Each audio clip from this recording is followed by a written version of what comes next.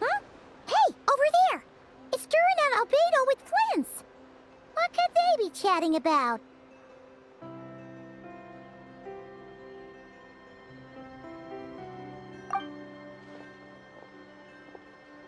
Your guess is as good as mine. Ah, Grand Master, and the Traveler and Paimon.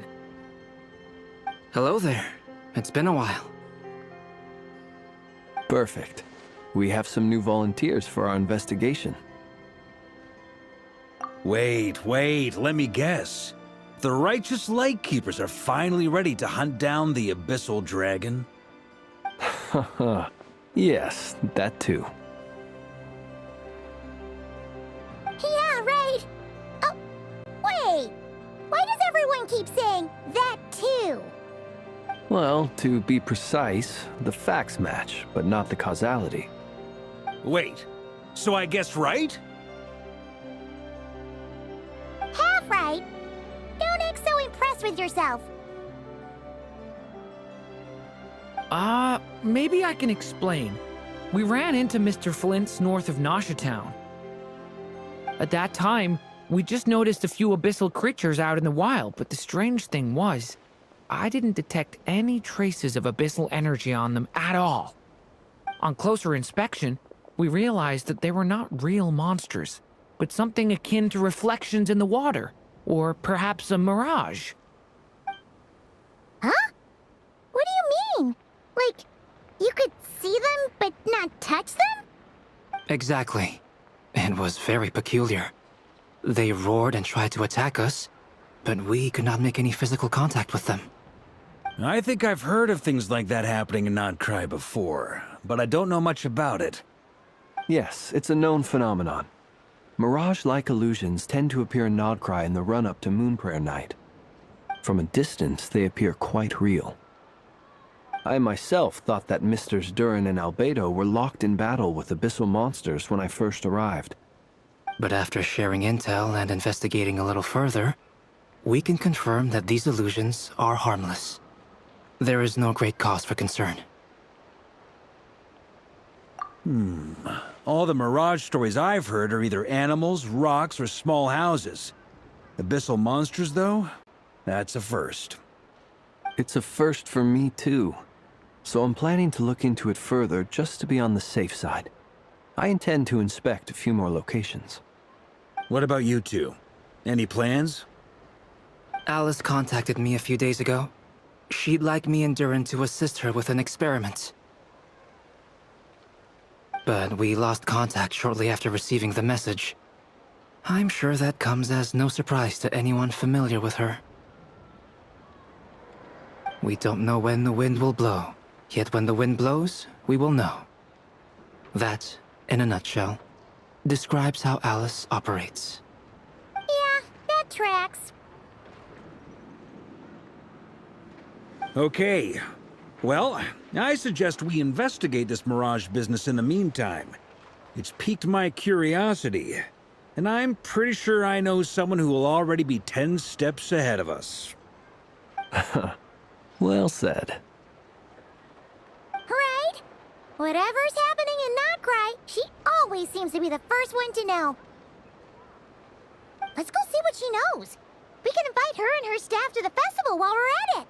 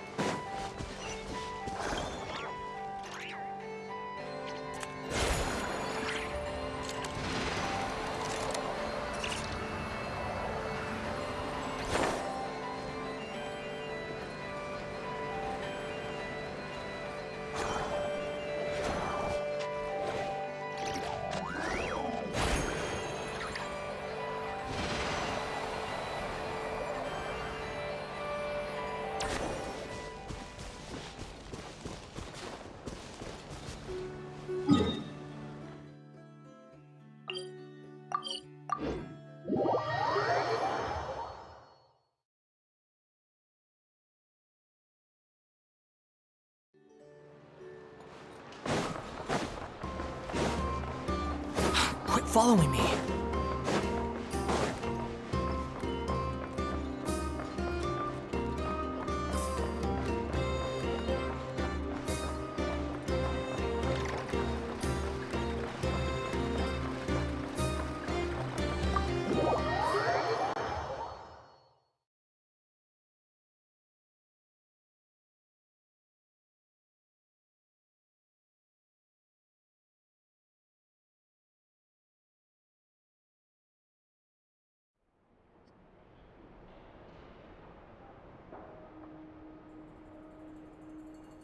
You're right, I have noticed. There's certainly something a little fishy about this situation. Only a little, though. Records indicate that this phenomenon can occur in the days before and following Moon Prayer Night. That said, it has always been a rare sight in the past. The odds of encountering these phantoms are similar to looking up in the night sky, happening to see a shooting star, and managing to make a wish before it disappears. But this time, either everyone's getting lucky, or they're appearing far more frequently than usual. Yehoda's out gathering intel as we speak. In the meantime, let me check off some points of interest. First, the Abyss. The ones we saw seem to be abyssal monsters. Indeed.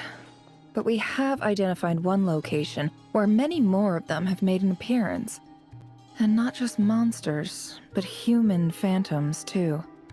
Given the scale and nature of the phantoms, it's almost as if someone's last memories are coming to life. Or perhaps the memories of multiple people. Oh, So you mean the phantom monsters are hunting down the phantom humans? Exactly. The phantoms can interact with each other, but we have no means of intervening. In addition, some of the human phantoms would seem to be from the very distant past. This is clear both from the clothing they wear and the stories they tell. They claim to be from Hyperborea, a name which I've heard from Lauma before. If this is true, it means they must be from 6,000 years ago. did Paimon hear that right? 6,000 years? It sounds like this merits further exploration. That'd be a big help. I'll leave it with you, Albedo. My knowledge of ancient history is non-existent. I used to doze off every time the pre-Knights of Favonius era came up in class. It's quite a miracle that you were able to understand these phantoms' speech, given how long ago they lived. I suppose you're right. But I'll leave the archaeologists to ruminate over that conundrum. As an intelligence broker, my sole interest is in the value of the information I gather. Which, in this case, hopefully means earning myself some good favor with our dear Lady Moonchanter. So calculating. Whew, this intel broker logic always catches Paimon by surprise. Sounds to me like we could split the work up. I think the abyssal phenomenon is best left to Albedo, Flints, and me. Agreed. It coincides with my duty as a lightkeeper. For my part, I'd like to understand the Abyss better. Even a little knowledge would go a long way. This is certainly a rare opportunity to study the Abyss. But even rarer, perhaps, is the chance to make contact with the Ancients. The Curatorium will take the lead on investigating the Hyperboreans. We put in the work to learn what we know so far. It seems only fair that we get some quantity of exclusive intel. That just leaves our trusty team of 2 unassigned. Since you became an honorary knight, of course. This was part of my grand plan all along. Ha ha ha! Oh yeah, by the way, we managed to convince Columbina to come to the Moon Prayer Night celebrations. Would you and Yehoda like to join too? She agreed to that? Huh. Quite an achievement. Never underestimate the traveler, I guess. I'd be happy to join. No point shutting myself inside when the streets are all decked out. I doubt any clients will be visiting during the festival in any case. And Yehoda loves a party, so I'm sure she'll jump at the opportunity. No. No. No. No. No. No. No. No. No. No. Way to contradict me in front of... Wait. No, that's not what I have bad news, boss. So many people. All right, everyone inside. Quick.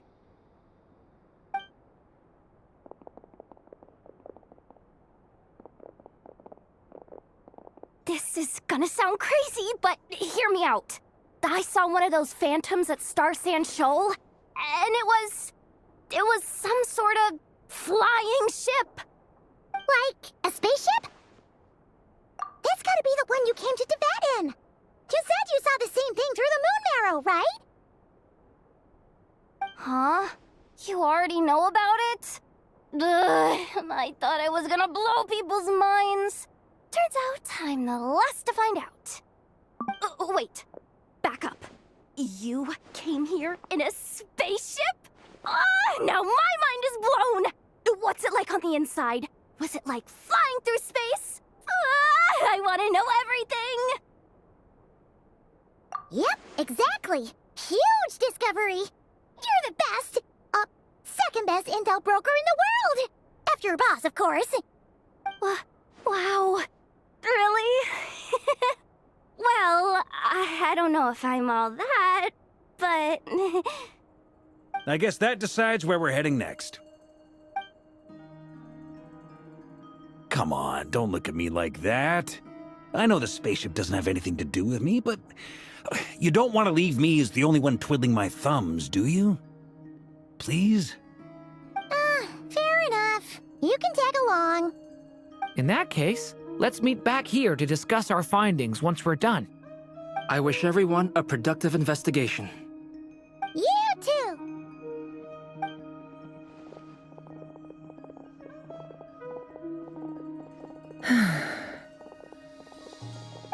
What's up, boss? Aren't we gonna head out? Tell me, Yehoda, when did the curatorium start giving out intel for free? Oh, sorry, boss.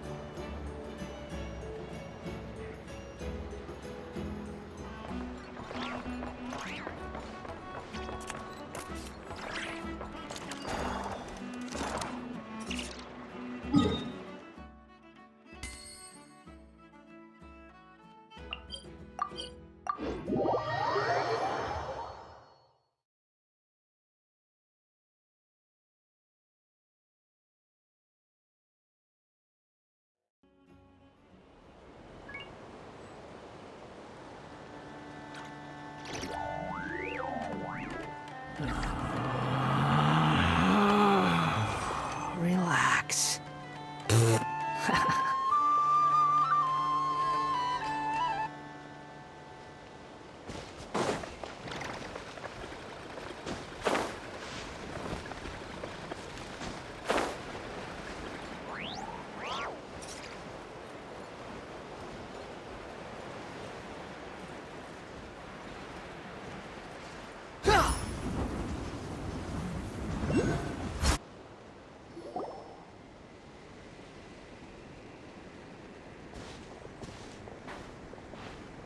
Well, what do you know? Yehoda was right on the money.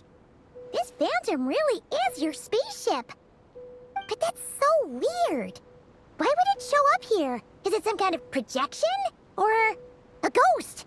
Like, maybe it no longer exists, but somehow it left an afterimage? Ah, you're already here. Miss Lauma, what a surprise. I thought you were busy with festival preparations. I was, until one of our people informed me that a strange sight had appeared at Starsand Shoal. No one's ever seen something quite like this before. I thought I should see it for myself. Same here. Oh, so we heard that these things appear around the festival period. Any idea why that is? Unfortunately not.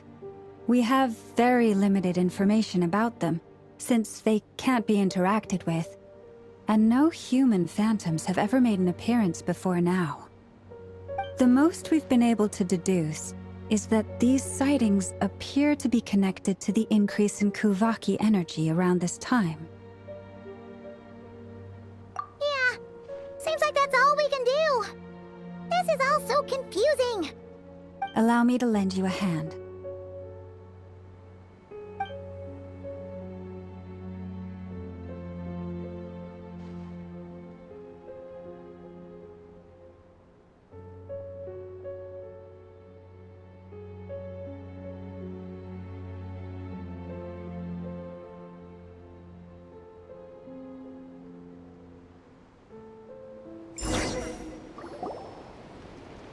Everyone, our friend here should be able to provide us with some information.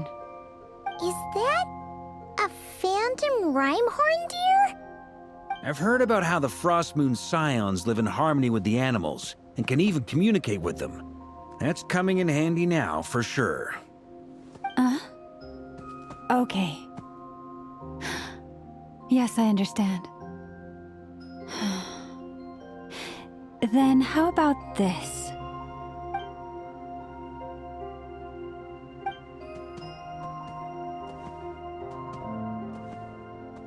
Oh, it's leaving. It appears to share our curiosity about this giant spaceship, so I asked it if it wouldn't mind investigating along with some friends. In return, I told it about some nearby spots where the wild fruit grows abundantly. We may live in a different era from these phantoms, but I trust that the terrain, climate, and ecology here are more resistant to the effects of time than some things are. Let's give them a moment and hope for the best.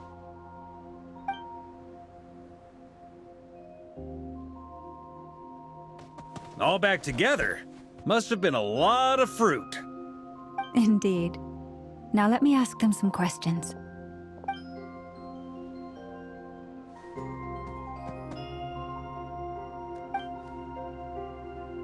It did find a lot of wild fruit, enough for them to feast for a long while. This puffin circled in the air several times, but didn't spot anything out of the ordinary. Certainly nothing to do with the spaceship. Huh. Well, it definitely makes sense to get a bird's eye view. Indeed. Other than that, I was also thinking that the world these phantoms see is also different from ours. Oh, I get what you mean. The wild fruit exist in both times and spaces, but there might also be things that only exist in that space-time, which we can't see. Good point. Great thinking, Lauma. Blunthorn rhinos can use Kuvaki to shift great rocks, but this one says it couldn't get that ship to budge by even an inch. The sniffer mole tried too, but despite being a skilled digger, it could not get through. They say that the spaceship looks robust and undamaged. It seems completely impervious to any and all attacks. Whatever lies within is well defended from harm. So, just like us humans, there was nothing they could do about this spaceship either. Yes. Still, they deserve our thanks. We are grateful for all your efforts, dear friends. Now go, and enjoy your feast. I've noticed some other human phantoms gathered nearby. Come on, let's go talk to them.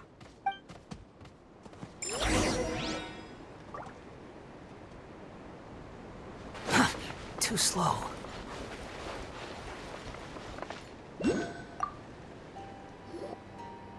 What is this thing? I've never seen it move, and there's no way to get inside. Goodness knows. My grandpa says it's been sitting here at least since his grandpa was still alive. What about his grandpa? Did he say anything to your grandpa's grandpa about it? Huh? I don't know. In all likelihood, it was here back then too.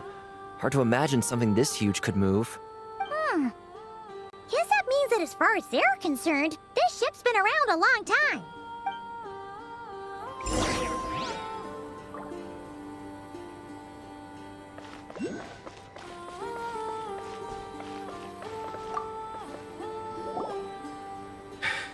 Come on, brothers! If we can get even a small chunk off of this thing, it's gotta be worth a fortune! Today is the day we strike it rich. Huh? You mean Paimon? Yes, brother, I shall join you. Let's make our fortune. We should go with them. What the? This thing is crazy tough. I can't even scratch it. What's it made of? Sorry, brother. Looks like we'll have to seek our fortunes elsewhere. Enjoying yourself? I was just seeing if I could influence this phantom's perception by playing. But nope, no dice.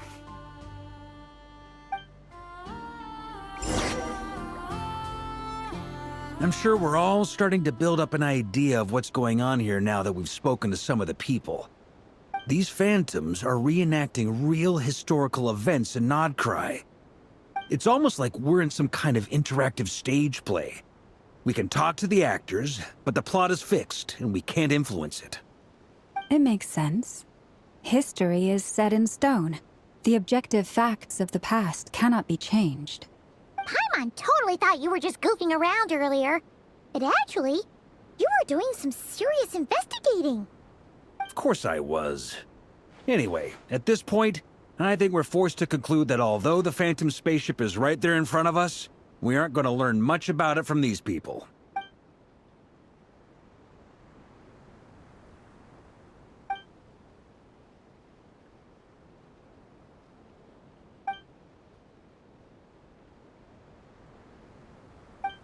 Don't be discouraged. If nothing else, this is proof of the ship's existence. And think about it. So many people tried to hack their way inside, but no one could get the door open. It's made of very tough material. To me, that says that we'll either find the ship itself or the story behind it. It's just a matter of time. Huh. Every now and then, when Varka gets serious, he actually does seem like Grandmaster material for once. I wonder how the others are doing.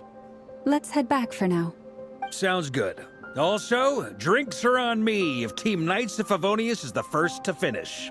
Wait, we have a team name now? Am I in Team Knights of Favonius as well? You're very welcome to join. We've even got a cathedral ready for you. Isn't that technically blasphemy? You wouldn't dare make a joke like that if Barbados was in earshot.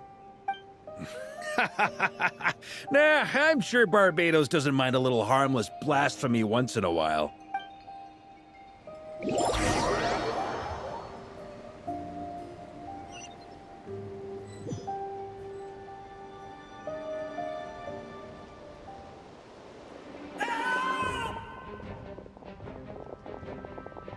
Oh, no! Get away! Oh.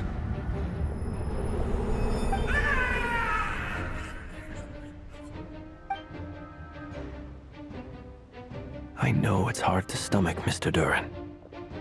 But as I'm sure you've noticed, there is nothing we can do to intervene in that which unfolds before us. But we have to at least try. And try you have. But are you aware of how many unsuccessful attempts you've made now? I wasn't keeping count. I'm afraid this is the 39th failure so far. Or the 5th if we're only counting this particular victim. There are no indications that these phantoms may be altered in any way. You seem to have calmed down a little. I'll make us a fire. You should rest and have some water. Feeling any better now, Mr. Duran? May I ask a few questions? Be my guest. What exactly are we witnessing here? What happened to those people?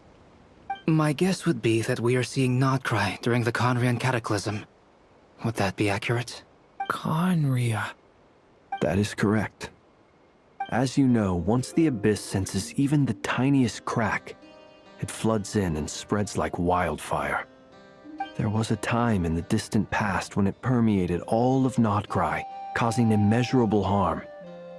The people paid a terrible price to heal this land. Then 500 years ago, the whole of Teyvat suffered an abyssal disaster. Once more, Nocturne was dealt a devastating blow. I see. In the face of the abyssal onslaught, all were like grains of sand tossed around by a tidal wave, be they human, fae, or god. The moment you witnessed is but one drop in a whole ocean of catastrophe. All right. I guess that answers my second question, too. I wanted to know why there's nothing I could do to help them, and that's because what we are seeing is history. That would be my guess as well. As I understand it, history and fate are not all that dissimilar. The latter may be unseen to us, but both are immutable. Yes. Fate was determined long, long ago. I still have a couple of other questions for you, Mr. Flint's. You mentioned more than one abyssal disaster that has struck this land in the past. How can you be sure that what we're seeing is from the Conrian incident? And also, how are you able to stay so calm when you're talking about these events? From everything I know about you, you're not cold or ruthless, and you're not indifferent to the suffering of others. Alas, I am forced to show my age. I must be 600 or 700 years old by human measure. Wait, so you... One is not easily moved by history when one has witnessed the truth firsthand. I'm sorry. You needn't apologize. Your passion is a good thing to have. Treasure it, because someday you may find it in terribly short supply. Now, at the risk of offending you, I have a question in return. Your curiosity toward the Abyss, is it born from hatred or because you sense its call? I only ask because I kept a fragment of Rere's body in my lantern for a short time. Specifically, his heart. So I know what a burden it can be to carry the Abyss with you. And I hear its power growling from somewhere within you. In my eyes, your mere existence is a miracle. My honest answer is... I don't know. I don't think I have the confidence to say for certain. What I will say is the Abyss is not the only issue that haunts me. Even before I became who I am today, the question dogged me constantly. Should I even exist at all? My doubts remain unresolved. But when we fought Rerir, something became a little clearer to me. Sometimes it is the darkness within us that allows us to achieve the impossible. I certainly got the sense from your 39 attempts that you were trying to achieve the impossible. It sounds like you've resolved to see the truth for yourself. Absolutely. In that sense, he and I are quite similar. Then I wish you every success. I look forward to the day of your transcension. Well, if everyone's caught their breath, I suppose we should head back. Oh, and one last thing. I'd appreciate if you kept our discussion about history a secret.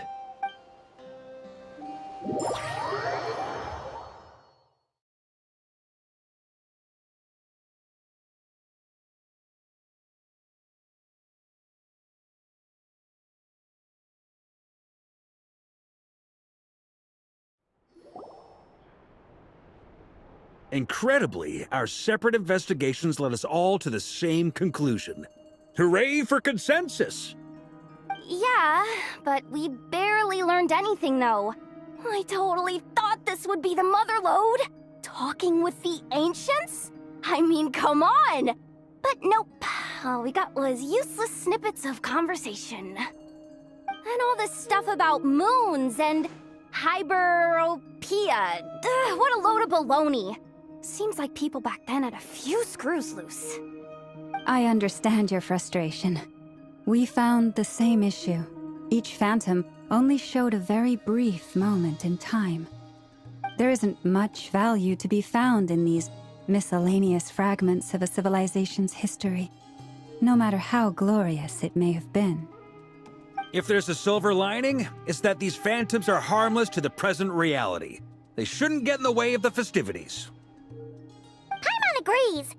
And not just because it's the first thing she understood in this whole conversation. You look disappointed, Nefer. Is something the matter? What do you think?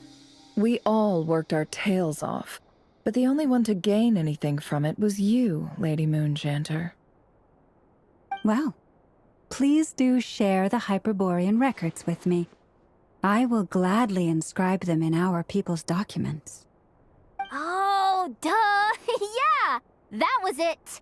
Hyperborea! Hyperborea. I'm serious. Only an expert in the Frostmoon Scions and their history can turn these records into valuable research material. The alternative is to let them gather dust on the Curatorium's storage shelves until the pages turn yellow. Nefer, you're wise enough to know that cooperating and sharing the profits is the best course of action here. Well, that goes without saying. Sure, let's do that. Huh? But didn't you say we aren't supposed to give out intel for free? Sorry. Shutting up. Now is not a good time to push Nefer's buttons. Anyway, back to Moon Prayer Night. I'm thinking that we should prepare something a little special, aside from the usual decorations and so on. You mean a parting gift? Can't go wrong with food. Although, does food go bad on the moon? Perhaps a lantern would be a better choice. It might be dark up there. It could prove difficult to light a lantern on the moon. Magical stones might serve that purpose better. What about a clockwork mecha model from Fontaine? I've got a whole bunch at home. I use them for fighting practice in my free time. None of these sound like things she would be even remotely interested in. But we don't interact with her enough to know what she likes. Yeah. It would really save us the guesswork if someone could find out what she's into. Wait, what the? Traveler? They're all looking at you. Great! Haha, problem solved. Now, I need to stop by Dory's. Gonna need her help sourcing a bunch of stuff for the festival. Then let's leave it there for now. We all have our own business to attend to. Traveler, if you find out what Kutar likes, let us know right away.